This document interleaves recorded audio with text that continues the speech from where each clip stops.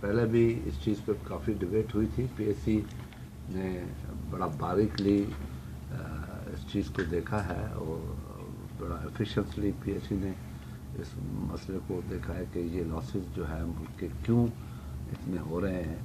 اور آپ نے دیکھا کہ بریفنگ میں ہم نے ان سے یہ بات منوائی کہ جو لاسز ہیں، جو پبلک لاسز ہیں، جو ایڈمنسٹریٹو لاسز ہیں، وہ 1.5% ہے آؤٹ آف 17%.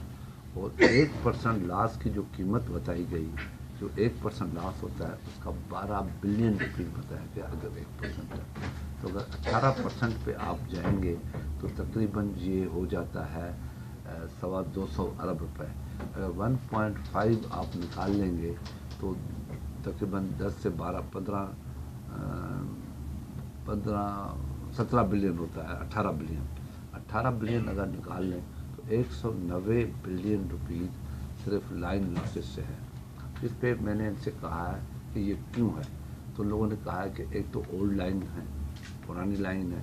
دوسرا لوگوں نے کہا کہ جو پرانا اولڈ سسٹم ہے 66 کلو واٹ کا، وہ ہمارے پاس تقریباً 100 کے قریب اے سی ریٹو اسٹیشن 134 کے قریب 100 یہ ہے، اور 132 بھی کافی رہی ہوئی ہے اس پہ ہے.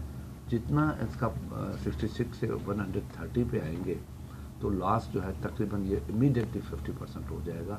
اس کی جو لمبی لائنیں ہیں وہ بڑی شارٹ ہو جائیں گی اور لاسز بڑے کم ہونے شروع ہو جائیں گے.